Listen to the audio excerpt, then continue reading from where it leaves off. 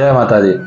अब आपको एक ऐसा सरल उपाय बताने जा रहे हैं कि आपके घर में अगर लक्ष्मी टिकती नहीं है, पैसा रुकता नहीं है, पैसा तो बहुत आता है लेकिन घर में रुकता नहीं है, दवाइयों में, डॉक्टरों में, बीमारी में, घर की रेंट में, सब में चला जाता है। छोटा सा सरल उपाय बता रहे हैं आपको।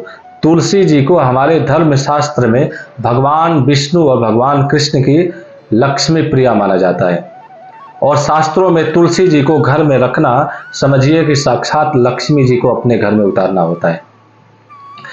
सबसे पहले तो अपने घर में तुलसी जी लगाइए, श्यामा, एकदम हरी कलर का रामा या श्यामा कोई भी तुलसी घर में लगाइए। सन फेस की दिशा में, पूरब की दिशा या उत्तर की दिशा में लगा दीजिए और रोज नित्य प्रति आपको क्या करना है, गंगा जल में जल मिला करके और तांबे के लोटे में ओम विष्णुवे नमः, ओम विष्णवे नमः, इस मंत्र को बोल करके तुलसी जी में केवल जल आप देते हैं, जल में गंगा जल मिला करके, तो समझिए आपके घर में आर्थिक, मानसिक, शारीरिक और लक्ष्मी की कमी जो रोज होती है, लक्ष्मी टिकती नहीं है, तो समझिए बहुत ही प्रभावशाली आपको उपाय बताने जा रहे हैं।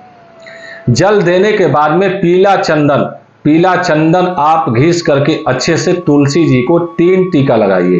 3 टीका लगाने के बाद में जो बचा हुआ टीका है आप माथे पे लगाइए और ये ध्यान रहे कि तुलसी जी की पौधा जो है सन फेस होना चाहिए। जब आप जल दें तो तुलसी जी को जल देते समय भगवान सूर्य की किरणें जो है या सूर्य के ओर जल का प्रभावित कुछ अंश उनके ऊपर पड़े।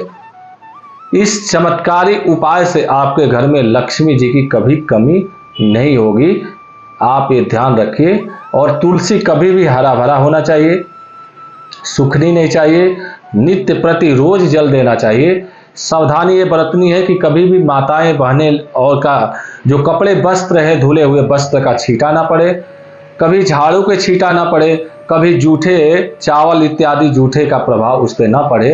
अगर इतना सावधानी से तुलसी जी को अपने घर में जैसे ही वो बढ़ती जाएंगी, विस्तार होकर बढ़ती, तुलसी जी को बड़े से गमले में लगा दीजिए या कोशिश कीजिए कि मिट्टी में आप मिट्टी का ढेर लगा करके और तुलसी जी को लगाइए। जैसे वो विस्तार होकर के बढ़ती जाएंगी, आपके घर में लक्ष्मी और पुष्प की तरह पैसा खिलता जाएगा और परिवार जो है ना चमेलियों की तरह खिलेगा।